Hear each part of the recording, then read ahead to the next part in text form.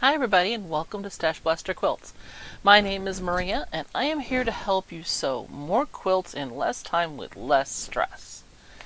So it's a new year. Welcome to 2023.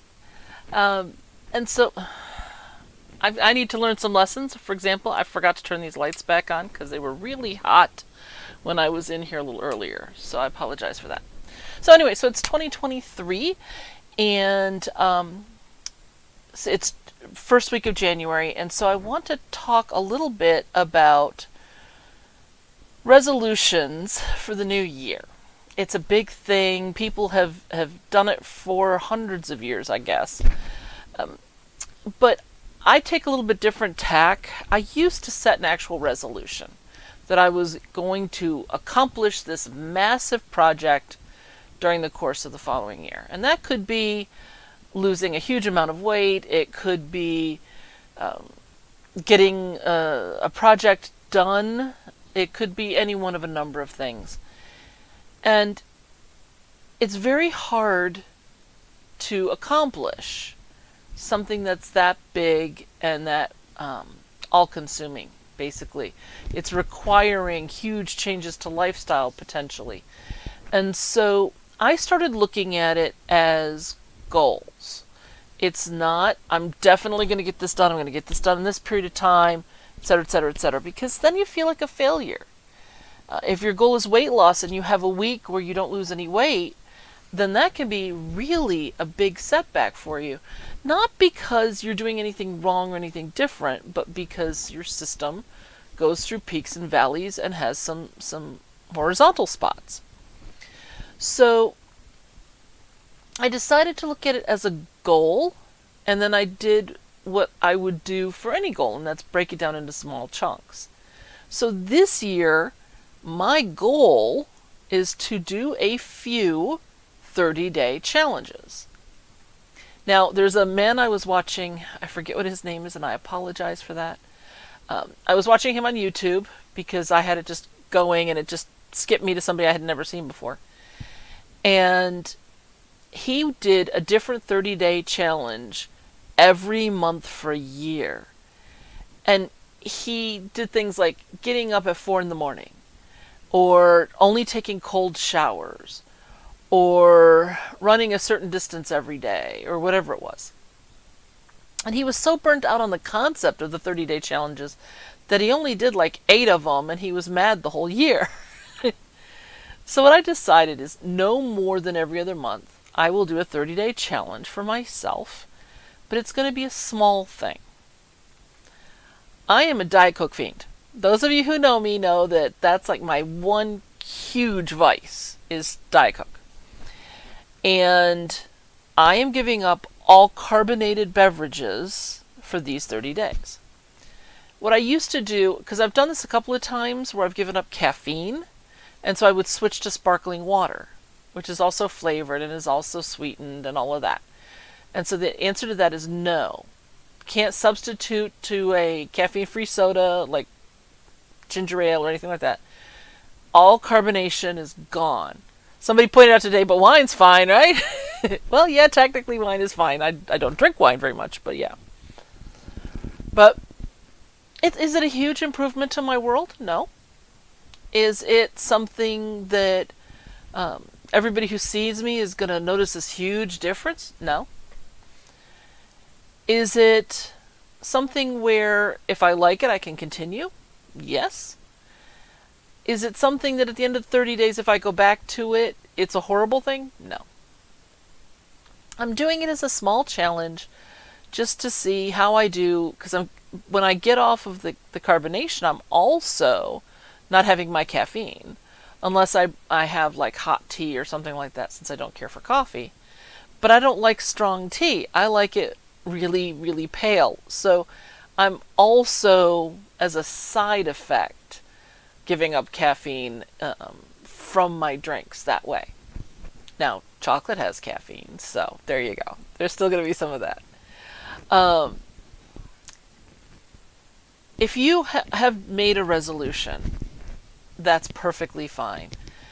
If you're feeling frustrated by it, one thing to think about is change the point of view to having it be a goal instead of it being a hard and fast, if I fail, I stink kind of thing. And then just like with any other goal, you break it into smaller and smaller and smaller bits until each bit is easy to accomplish. We've talked about before about habit stacking and all kinds of other things here. So all of those kinds of activities will make it easier for you to achieve the goal. But the term resolution tends to have a lot of baggage with it. So I'd like you to consider maybe changing your point of view to making it a goal, and potentially doing some small things, but doing them intermittently. If at the end of the 30 days I decide, you know what, I have converted to the point where I prefer the taste of tea, or I really like the taste of tea, or whatever it is, there's no reason I couldn't keep it going. When I've given up Diet Coke before, it was when I was in the house, and when I was out working, then Diet Coke was fine. So I've done like a halfway step before. I'm not anticipating any huge problems with this. But yeah, for 2 days I had the caffeine withdrawal headache. Not my fave. But that's okay. You know, you go through it and you make it as good as you can. Okay. Next on the list is to update you on the quilts. So the hexagon quilt, I have pretty much an arm's length done. You can't really see here. Here we go. Oh, no, there we go. An arm's length, about a yard, on the bottom of the quilt completed, except for about this much. I was putting together some seams, and I was not able to get that part done in time for this today. So next time I come, it will be on the wall, and you'll get to see how far I've gotten. The challenge quilt I haven't touched, other than marking my sewing points. The back of the challenge quilt I haven't advanced. And is it really a shock? It's the holidays, and there's been family, and there's been events, and all kinds of other things going on. And just like I warned you at the mid-February live stream, I didn't get as much done as I would have liked. However, some did get done. One thing that I did promise was that the Twisted 4 patch would be done before the end of the year. And it was. But I will also say that I'm kind of cheating that completion, because I had the binding and everything complete. I just didn't have the sleeve on. And I did finish the sleeve at my quilting group yesterday. So the sleeve was done in 2023, but the quilt was done in 2022. For those of you who are here for the first time, every year I do I've started here doing a quilt with the group. And so I ask what type of quilt they want to do, and I'll give several options, and people get to vote. And then as we're going through the design process, people get to vote. And then I make it in front of everyone, and so that you get to watch the progress. And I quilted it and everything in front of everybody. I made the striped binding that I'm going to be showing you in a second in front of everyone. So that's what the 2022 quilt is, the Twisted 4 patch. The quilt for 2023, I said, oh, let's throw an odd one in there. And I put in a mystery quilt. And only one person voted for anything other than the mystery quilt. So I'm making the mystery quilt, apparently. What I didn't get any votes for, though, which is kind of amusing because I got a bunch for what type of quilt, but now when I asked what size people would like me to make, crickets. So I would like for people, if you don't mind, tell me what size you would be interested in. If I get a variety of sizes, maybe I'll just offer it in all the different sizes. The main difference there is going to be how many blocks in the middle and your yardage and that kind of thing. But the quilt I've got going in my head can be easily expanded to any size. So that is something we can do. But since it's a mystery, I have to do all of that calculations not in front of you, the designing not in front of you, so that's why we're not starting on anything today. Today, I'm just going to ask, please go ahead and vote. You can either leave a note in the comments, or you can drop me a, sorry, it's on this side. For those of you who don't do this, the images are reversed. So when I'm looking at my picture and I point to my right, the thing is on my left. So, sorry about that. If you write to mail@StashBlasterQuilts.com, you can send me photos, you can send me comments, you can vote. Pretty much anything you want to share with me, you can send there. Now, I am at some point going to get populated the gallery on the website where you'll be able to see, because some people have sent me pictures of quilts that they've done. One of the subscribers here was showing me a product that she made that's very similar to one that I showed at the last thing, where I was showing how I store my bindings, but she uses it to store her fabric. She has very little space. So she was going to send me a photo of that, and I'll put that up there so you can have, a couple of different ways to do it. But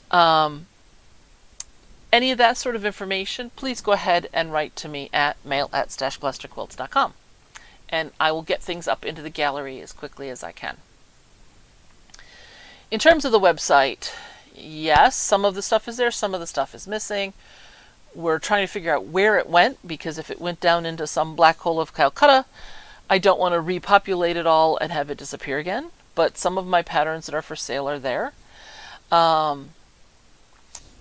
Other than that, we are good to go as far as that's concerned. Now, I'm going to switch cameras here real quick. Hold on, I just have to get this quilt moved first. Okay. Alright. Hold on 1 second. Okay, can you...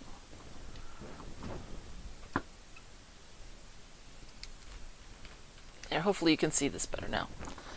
Okay, so this is the front of the quilt. This is the Twisted 4 patch. You can see that here. Okay.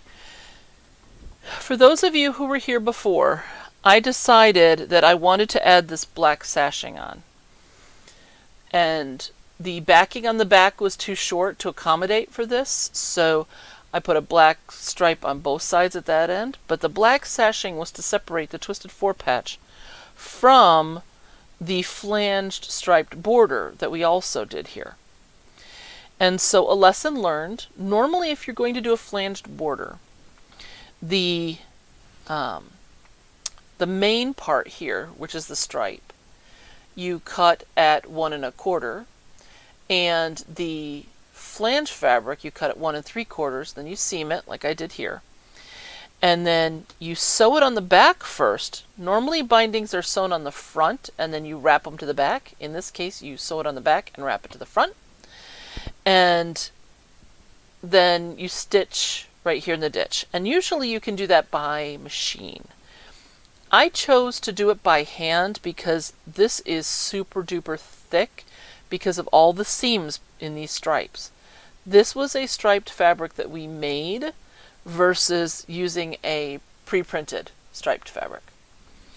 So I did hand stitch this down, which was really nice, but we had a little bit of an issue because in some places, and you can't see it right here of course because that's how these things go on YouTube. In some places, maybe you can just see it here just a tiny bit. Hey, can you see the white stitching here? It didn't quite cover like it normally would because this is so thick I lost a lot of space. So if you are going to go ahead and do this, I think what you should do is add 1/8 of an inch to each measurement, and that will give you that extra that you need to make sure that you've covered up the seam from the other side. So this is a lesson learned, but it was a lot of fun to make this, and I think this is kind of really cool in that I sewed several strips together in several different ways, so while some chunks are repeated, sometimes there's other pieces in the middle. So it's not just, 5 colors that just keep getting repeated all the way around. There's a ton of different materials in here, and they're not all right next to each other or anything else. So I thought this was kind of fun. The flange is always fun to do.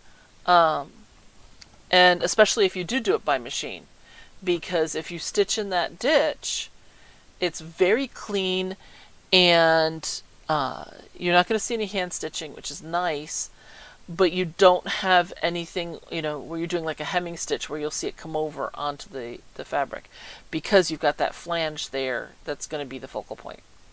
So I thought this came out pretty well. I'm going to go back to the overhead picture here.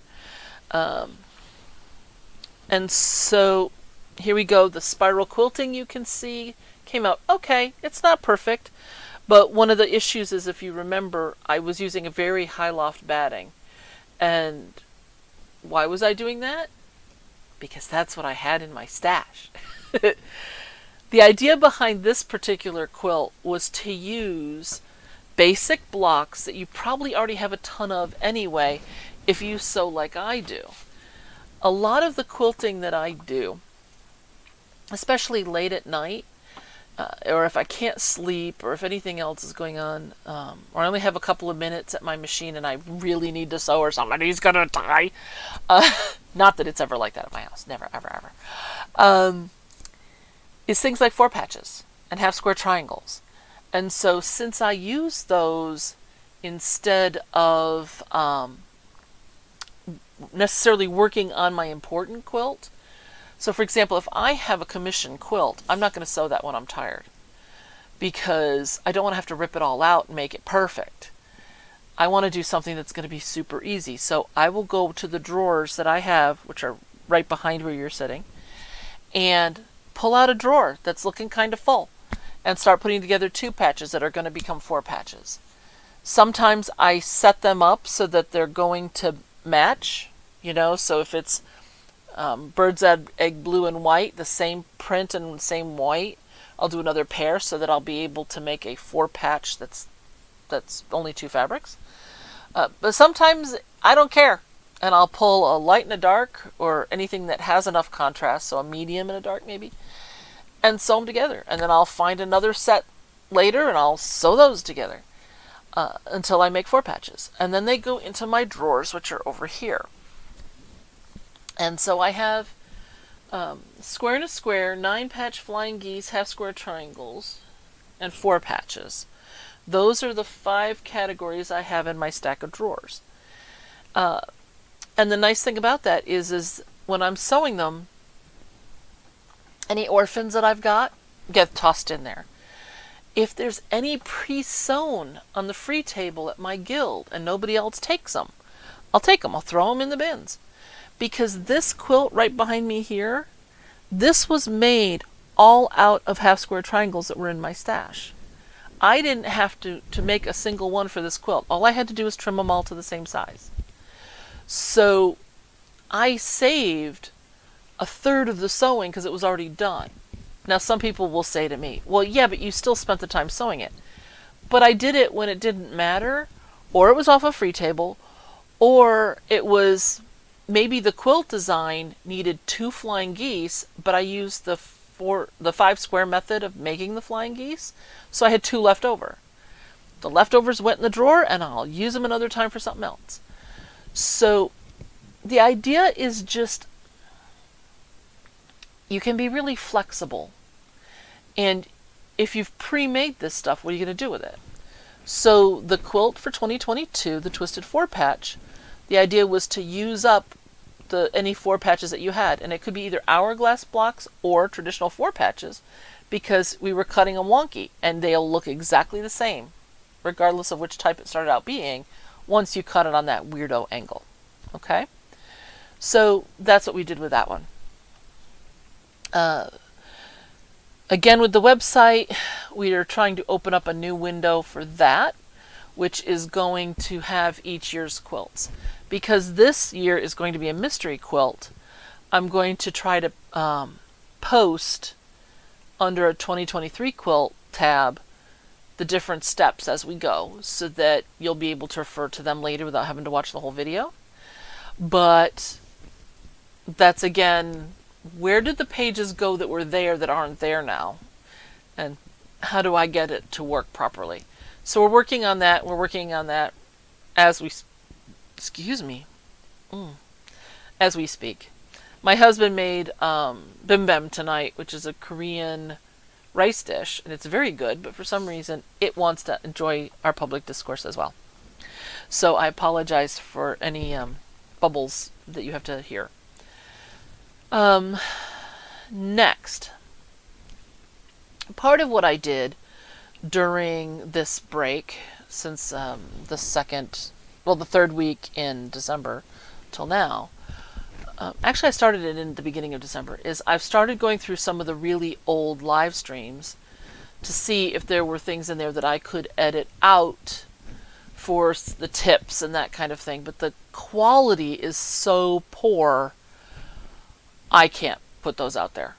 I just can't. I'm going to have to just say goodbye to those and refilm those tips and things separately. I won't make you sit through them all again.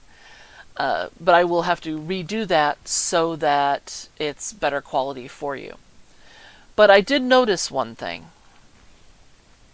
When I started out, I was doing something where I was using a PowerPoint, and I didn't realize that I was talking about things that you couldn't see on the screen. And it was the if you want to attack it, track it, which is about tracking your quilts so you can see where you are and where you need to be.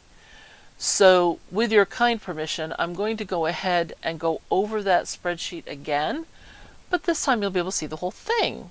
So I thought that might be helpful. So let's talk about it here. Now obviously my tracker is going to have things on it that yours does not. So you're going to want to modify this for your own needs. But the first thing here, for me, as you can see, I have 103 things on my tracker right now. So I'm not going to get them all done this year, obviously. But there are some things that are in kind of a weird condition. So, So for example, sometimes I will design something first and then I sew it, and sometimes I sew it and then I figure out the design after. Sometimes I will be doing something where I'll be designing it on paper and pencil, and sometimes it's in EQ. So some things might get marked and other things not be, and things marked in weird ways. This is an older picture, so some of the stuff has been completed and some of it has been worked on, but I want to go ahead and get it up here so that you can see. Okay, so let me get back to the PowerPoint. Okay, so, and I just pulled out all my hair with my glasses. That's no fun. So hopefully you can see this. Here in column A, there's the quilt name. Actually, I'm going to flip back here real quick to see. Yes, it looks like you're seeing it. Okay, let me reduce that. Column A is the quilt name. So you can see here in green, this is the Twisted 4 patch. And so column B is the design complete. The top, is it a quarter, a half, 3/4, or fully complete? So you can see here that I did update this to where it said it was fully complete, but not since that I've quilted and bounded it and sleeved it and put a label on it. Okay, so this is not completely up to date, but you can see a lot of it.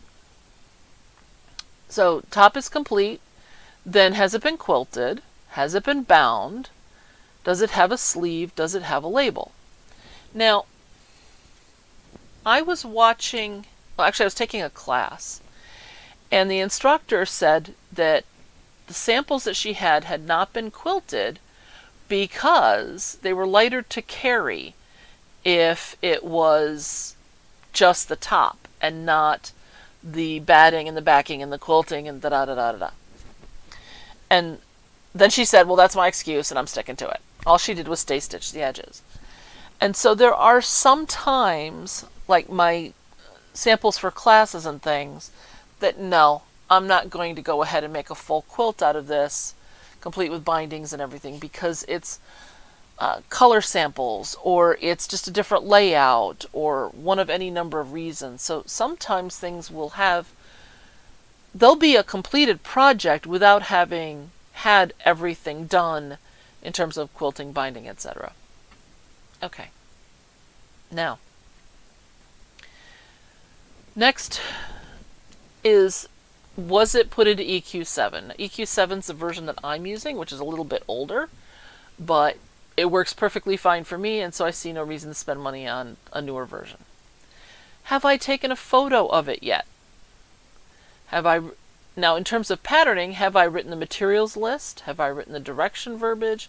Have I done the direction pictures? And is the pattern complete? So that's a little bit different, and most of you aren't going to be doing any of those at all, because even if you make the quilt yourself, most of you are not going to be selling patterns. So I do, so they're there. Is it on the website so that it's available for purchase? Have I done a how-to video? Have I done a behind-the-scenes video? Are there separate instructions for guilds? There are some quilts, like these StashBlaster quilts that you see here, 85 through 89, that are designed to be done quickly and easily, and something that maybe a guild would be interested in doing for charity projects. So, are there separate guild instructions?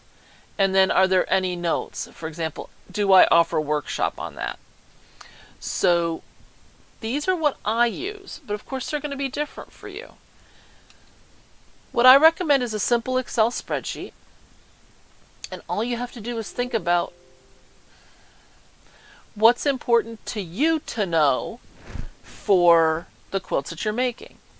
Now, one thing I edited out were things like the commission quilts, because those always go to the top of my list for the projects I need to work on. And so they're notated on my quilt tracker, but I have a separate page which would say that it was this quilt that I was making for this person with these fabric swatches, and this is how they want it quilted, and this is what it's for, and this is what the label should say, and yada, yada, yada, yada. So that's a little bit different. Okay? But for your own use, you might want to track, when is this due? It's for a baby shower, and the baby is due April 4th. Okay? That means you're probably going to want to get it done before April 4th. If you find out that the shower is, let's say, March 20th, maybe you want to have it done in time for March 20th, so you'll change the due date on it. But that's important for a lot of people, because they don't want to be the aunt that makes the baby quilt that the kid doesn't get till they're in college. So it's a really good idea to track all of the projects that you want or need to do. You could have a project that just says simply wedding quilt for Bob, because you haven't designed it yet, you haven't even figured out what you want to do, but at least now it's got a spot for you to keep track of. And then when you have relevant dates and all of that kind of stuff, you can put that on there. Some people like to put things like, they use it basically as a log, just in general, and they never take anything off, but it would include things like who made the pattern and who it was given to on what date, those kinds of things. But along the way, how are you doing with getting it done? If you think, oh, I have this wedding quilt to do, and it's due in 6 months, and you're only thinking about, yeah, but I got 6 months. You may find yourself in the last 2 weeks going, oh, crud, I forgot about this, and I need to get this finished, and you're going to drive yourself and everybody around you completely insane. So if you can see what's coming up, you can work on what you feel like working on the pile, knowing when they're due. So that's something to keep in mind as well. Now, in terms of, is it half done, quarter done, whatever, that's completely up to you. I like tracking how far I am on the tops, because there have been times that I could have sworn I was, only 1 or 2 sessions away from being done on this thing, and I open up the box and I'm not even halfway. And I'm like, oh, nerds. Well, now what am I going to do? Do I create something else because this is really complex and I need something right away? Do I put in a ton of time? So in my case, I have found that tracking the percentage done really helps, so that I'm not blindsided when, excuse me, when I open the box. And so I recommend that one. And then quilted bound label. If nothing else, it will remind you to make a label for it. And I'm not a huge label maker myself. Generally, if it's a kicking around quilt that I'm not giving as a gift, it's going to charity, it's just going to be used for picnics, whatever it is, I may not make a label. It doesn't really matter that much in that particular case to a lot of people, particularly the picnic type, right? Because it's going to get filthy, it's going to get washed a million times, and it's going to fall apart before it gets given to anybody. However, it is really important to put labels on anything that's going to have any sort of a shelf life. Okay. Now. Alright. That's about it at this point. So, we had the quietest of Christmases and Hanukkahs because we didn't have anybody visiting. But we did have a house load for New Year's. So, I have house load. For some families, it was almost nothing. But for my house, my son's girlfriend came and stayed for New Year's. And my stepmom came, so she was here. We went out to a comedy club on New Year's Eve. Well, we went to Arlington Draft House, which is a movie theater / comedy club / venue, party venue. It's one of those kinds of spaces if you haven't been there. And so we went to see some comics and eat some food and everything, and we had a really good time. We played a bunch of games here. And of course, it's always wonderful to have Bonnie here. So that was nice. We really enjoyed that. But I didn't get much done around here. So I don't have a ton to share this time. I am working on the mystery quilt. I am working on the two color fabric challenge. I'm working on the charm quilt challenge. I'm working on some commission quilts. Plus, I'm still working full-time as a professional organizer. And so it's been a bit weird around here the last couple of weeks. So I'm actually going to end early today. Normally I stay the full time until 8 o'clock, but normally I have more to talk about. So we do meet the first and third Wednesday of every month from 7 to 8 o'clock. And like I said, normally I'm going into the last minute trying to finish up what I'm talking about before the time is up. But not a whole lot happened. It was just a very nice holiday season. So, please, if you've enjoyed this, if you think you will continue to enjoy this, like it, subscribe. You're welcome here anytime. I want this to be the kind of forum where people are happily chatting and having a good time and sharing what they've accomplished and what they're doing. And from my home and my family to you and to yours, I hope 2023 is a wonderful year. I hope we get to spend a lot of time together and that all stay happy and healthy in the new year. All right? Take care, and I will see you in 2 weeks. Bye-bye.